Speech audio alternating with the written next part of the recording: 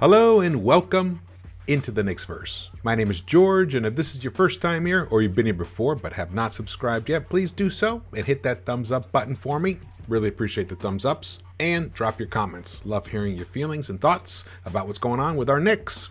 Also, turn on a notification bell so you know you get alerted when I actually drop a video. All right, well, this is going to be a fun recap to do because the Knicks just went 3-1 in Summer League. They are currently technically in first place, which is nice. I know it's meaningless per se for most people, and meaningless in general, but it's good for establishing that winning culture. And they did it led by their two sophomores, Quentin Grimes and Miles Deuce McBride. In fact, this was the breakout game that I had been expecting from Deuce. Actually, I expected him for the third game, but he was a little delayed. Today, he came through. Tremendous. We're going to go through all that. But before we get to that, just want to share this. Yep, Jake Fisher held a little impromptu unofficial poll. He polled dozens of NBA executives, so dozens, that could be 24 and up, indicated that RJ Barrett has much more trade value around the league than Tyler Herro.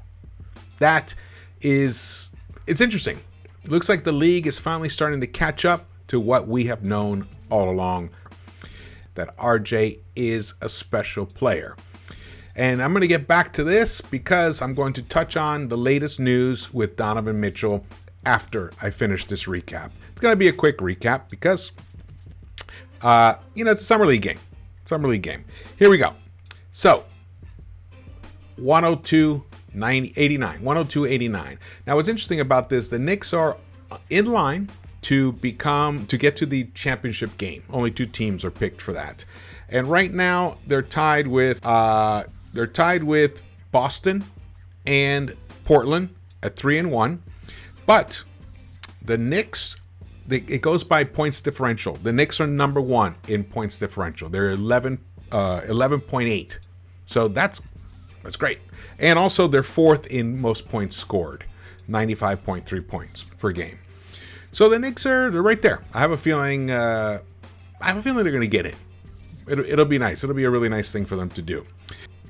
And it was led by, like I said before, Deuce 23 points, 5 assists, 5 rebounds also, and 3 steals. The only blemish was 6 turnovers. And one was at the very end of the game. I think it was like the clock was trying to run out, and he kind of got a little lackadaisical, and he got picked. So that was for his 6th turnover. He's got to cut those down, obviously. It'd be nice to keep him around. Well, he had the ball in his hands a lot. If he can keep it down to 3, that would be fine for someone who's got the ball in his hands a lot like him and running the offense. But Quentin Grimes, look at that, 22 points. Again, another 20-plus point game. He finally broke his string of 24-point. He had 3 24-point games in a row. So this one was 22, 6 rebounds, 4 assists. So it's nice. He finally was getting back up there with his playmaking, which is what we need from him. I want to see that from him. Also, some of the stuff we saw from him, both these guys. Their handle tonight, well, this really specifically Deuce. Not Deuce. Deuce, yes. Deuce definitely showed a nice handle. He was able to get to the basket several times, which is excellent. We need that from him. There still was a moment here and there where he got a little too deep without being able to get past his defender, but it was much less so in this game. In the other games, he was doing it at least maybe 3, 4, 5 times in a game. This time, I only noticed it once significantly. So props to him for making adjustments, because that's what the game is about. That's how you get better in life. You got to make adjustments. Adapt or die. That's what I always say. So in this case, Deuce is adapting. Deuce is improving, and he finally broke out. He actually, beautiful stat line. He connected on 9 of his 13 field goal attempts. He only took 3 3-point shots. He hit 1 of them, but he went to the free throw line 5 times, hit 4 of them. Really nice stat line. All of that. So 23 points in 13 shots, field goal attempts. Excellent for him. Grimes, he took 19 shots. He only connected on 7 of them. So that wasn't so great, but he hit 4 of 11 of his 3-pointers. Nice, 4 of 6 from the free throw line. He really should. I mean, the way that he shoots, he should be like at least an 80% free throw shooter automatically. He got 6 boards, 4 assists, like I said, but he did turn the ball over 3 times. However, in the plus-minus column, he was, for most of the game, he was the leader in the plus-minus. When he was on the court, the Knicks just were the dominant team, and you can see it because when you look at the breakout through from quarter to quarter, the Knicks won the first quarter by 10 points, and they lost the second quarter by 3 points. Only scored 18 points in that second quarter.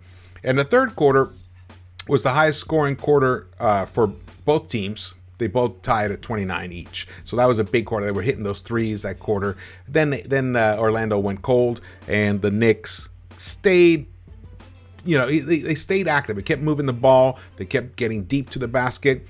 Sims had a nice game as well. Here, we get to this here. Let's see. Sims, 12 points, 10 rebounds. He had a double-double. Didn't miss a shot. Only 5 attempts.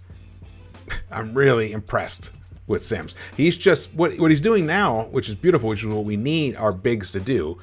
Just grab the rebound and go. Just push the ball up. You get past the defenders so much quicker that way. You're not waiting for someone to, looking for the ball. You're not waiting for the guy to pass the ball to. This speeds up the whole offense. It makes things a lot smoother. Hopefully he'll be doing this in the regular season. Same with Hartenstein. And I'd like to see Mitch do it. I've seen Mitch do it. So, he should be able to do this. So this is the new type of approach to that 5 position, bringing the ball up in those moments when no one is covering them and they're not putting much pressure on them. That way they can speed up that offense and get across the center half court line. Give yourself more time to make a play. Now let's look at here. Jeffries again, nice shooting game, 3 of 6 for him. Montero, 5 of 7 in his 16 minutes, 10 points. Nice little game for Montero. I'm liking what I see from him. He shows some spunk. Of course, like I mentioned before, he'll probably be. I wonder if he'll be doing some G League stuff. He'll be in the G League this year. Ferron Hunt, 5 of 11.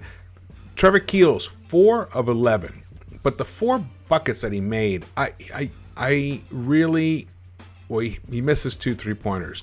He drove to the hoop several times. He used his body. He's a pretty thick guy.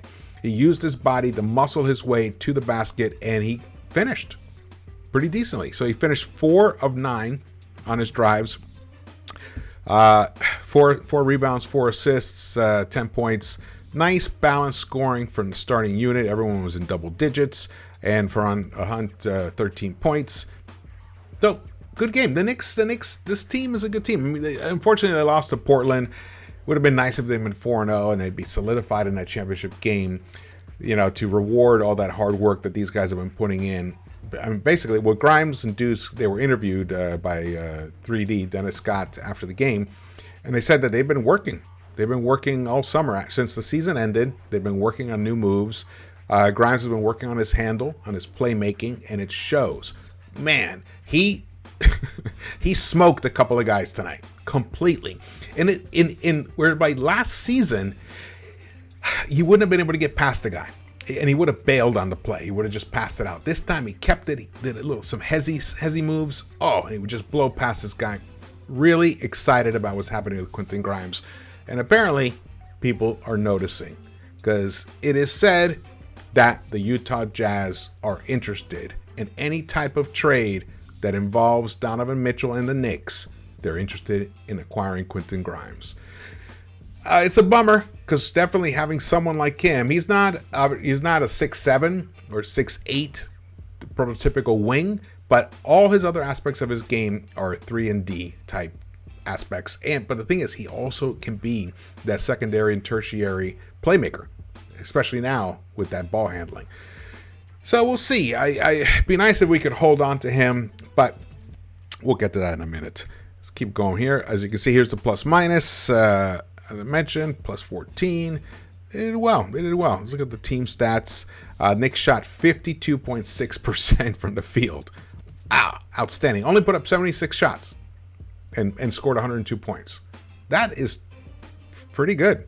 3-point shot wasn't there for the whole team. Only Quentin shot at a decent clip, 4 of 11. Everybody else was 3 of 13. So 29.2%, almost 30%.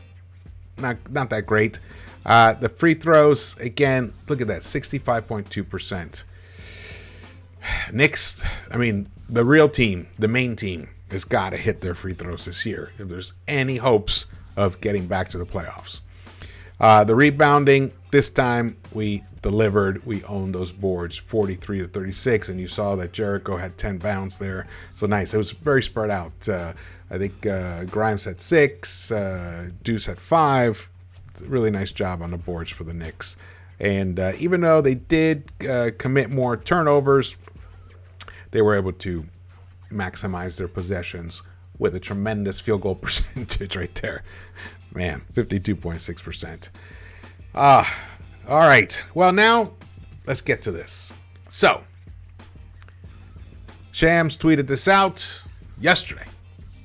The Jazz and Knicks have started discussions on a Donovan Mitchell trade, sources tell me, and T. Jones, and he's from The Athletic on the NBA. New York has Utah's focus currently among interested teams. Then we heard, and I tweeted this out earlier, and it's going crazy, this tweet. It's rumored a deal between Jazz and Knicks was close Tuesday night, but New York balked. Ainge asked for 6 first-round picks, plus Grimes, Quickly, Obi, and McBride. So basically, we wanted to gut our entire young core. 6 picks and 4 young Knicks is way too rich. Leon did right backing away. But then we also heard a significant counter offer from New York is in the works. It just feels like this is going to happen. And the only reason that it won't happen is if Danny Ainge stays very, he just tries to fleece Leon. And I think by Leon backing away from this shows to Danny Ainge that, you know what, we're not going to be crazy. We're going to be reasonable. Now, I want to say, they did acquire 5 picks from, was it 5? Yeah, 5 picks from Utah, including the first rounder of this season. Now, yeah. So, I would not go past 5 picks for the Knicks, especially if they want young players. Now, obviously, these details, people are like concerned, well, how does that work with the salary cap and all that stuff, the matching salaries? Don't worry about that. That always gets worked out. These are the principles of the deal. We might have to throw in Rose in here, or we may have to, or Fournier. Actually, I have heard also as well that Fournier, now this was Tuesday night, so things have evolved. I mean, now we're talking, this is Thursday now. So Fournier, I think, is involved in the discussions now. So possibly, we might be looking at a Fournier, Grimes, and McBride situation. I could see McBride being someone of interest for Danny Ainge. He's a smaller version of Marcus Smart, but he's that kind of defender. And the guy can shoot the 3 when he gets a look. So that he might be that third player. Now, might there need to be a 4th one put in there? Not sure, but it won't be. It can't. We can't part with more than 2 of our young core. I think it would do it, especially if we're giving them 5 first-round picks. I think we should cut it down to 4. Personally, I would give up 2 of ours, 2 of those heavily protected ones, Fournier, Grimes, and McBride. That's what I would give up right now. I think that would be a good deal for both teams. If Danny Ainge holds firm and he wants, someone with even more pop potential from that young core, then maybe we hold on to Deuce and Quickly, hold on to those guys, and we part unfortunately, with Obi. Because Obi, I mean, I've said it here before, and we saw it towards the end of the season. I've been saying it all year. Obi's going to be a 2010 guy in the NBA. I'm totally sold on that. So if that's what it will take to acquire Donovan Mitchell, then that's what it's going to take to acquire Donovan Mitchell. So then it would be Grimes, Obi, Fournier, and draft picks. It's going to hurt. It's going to hurt, but that's just the way of the NBA. You cannot win without top-level talent, and there's absolutely no doubt that Donovan Mitchell is inarguably a top 25 player. I believe he's a top 18 player. That's how, and I believe that he can become a top 10 type player. Remember, he's only 25. His best days are ahead. And the guy is a hard worker, tenacious worker. And I really think that he maybe defensively kind of purposely took a step back. Not purposely, but I think he just got into some bad habits last season, and that he can overcome that. He can get back to the kind of player he was in his first 2 seasons. You know, he came into this league with known as a defender, as a guy who can defend. And he's got that 6'10 wingspan, and everyone's worried about his size. 6'3 in sneakers, 6'10 wingspan. You know, that has nothing to do with sneakers. So he can definitely cover some court. But he's going to have to work at it. So that's the latest on this. All right. Thank you guys for watching this. If there's any news that breaks, I will jump on. Maybe I'll even go live. So stay tuned for that. And also, hit the thumbs up button. Subscribe if you haven't yet. Also, follow me on Twitter. I tweet out all kinds of interesting stuff. That tweet that I tweeted out earlier, that I just showed you, just went nuts. And people are retweeting it, which is great. This is great. I love the community of the Knicks, the fans. I'm one of you guys. I will see you around the Knicks-Verse.